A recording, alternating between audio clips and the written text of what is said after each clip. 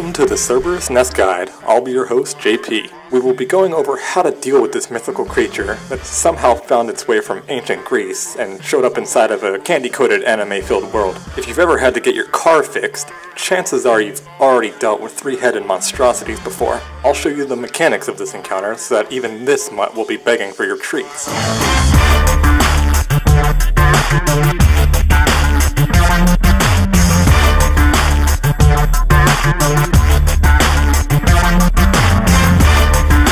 Cerberus has 3 heads.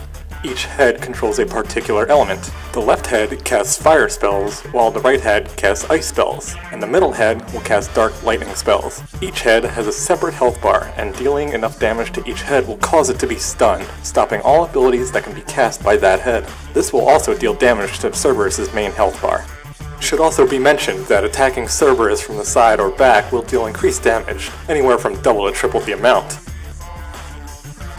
The first ability, Stomp, is a regular melee attack, and a repeat attack will follow shortly after with his other paw. If you should happen to get hit by the attack, delay your roll or rising attack until before the second attack comes. This way you will only get hit once. His next ability is Pounce. Cerberus will ready himself for a giant leap, dealing low to moderate damage. Throughout the encounter, Cerberus will roar, dealing negligible damage, but knocking everyone near him back a large distance. This is unavoidable without warrior support, such as a mercenary's empowering howl or swordmaster's eclipse. Dark Lightning Bolt will deal lethal damage if caught inside it. This ability has extreme range and is pretty quick. Chances are you won't survive it on Hell mode if you aren't very well geared.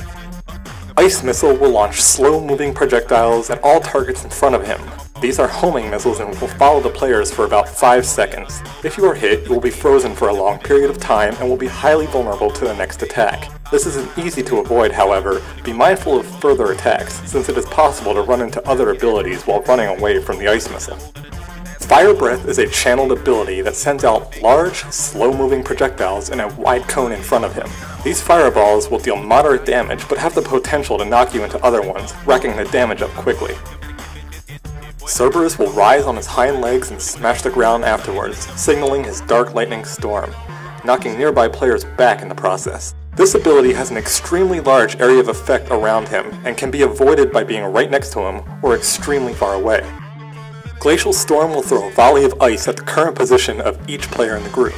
The volleys can be seen in the sky as they descend. The further away from Cerberus you are, the longer it takes for the volley to reach you. This ability can be avoided by moving away from your current position, but be careful not to follow other players in the group as well, unless you want to walk into their volley. Living Bomb is a lethal fire attack that Cerberus casts, causing himself to detonate and explode. Players caught in the blast will probably not live through it unless extremely well geared, especially on Hell mode. Move away from him immediately to avoid the blast. Dark Ball Lightning will form 4 orbs around Cerberus, one directly in front of him and every 90 degrees following for 10 seconds. Getting caught in an orb will trap you inside of it and is most likely a guaranteed death. This makes the area around Cerberus tight, and will increase the difficulty of avoiding further attacks during this ability. It is recommended that you stand away from him and wait out the duration unless you feel very confident.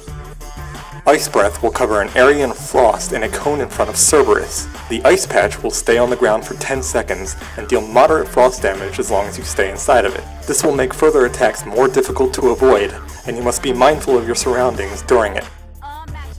Flame Dash is a quick cast where Cerberus will dash directly in front, dealing high fire damage and applying a moderate burn effect. It is important to note that a constant stream of dark poochums will stream out of the 3 portals in the map when Cerberus reaches 1 health bar, or 2 for Hell mode. The poochums themselves are not very deadly and will do very low damage. The big problem about them is that they can knock you into abilities Cerberus can cast that you would otherwise want to avoid. It is recommended that you keep moving until there is a safe opportunity to attack, and use AoE abilities that you are willing to expend to knock poochums away while you are pressuring the boss. Overall, the encounter is not a very difficult one, and for a bigger challenge, you may want to try this solo on Hell mode. You may find the other encounters of the Nest more difficult by doing a solo scenario than the actual boss himself. Please like this video if you've enjoyed it or found it helpful. This is your host, JP, signing off. Until then, see you next time.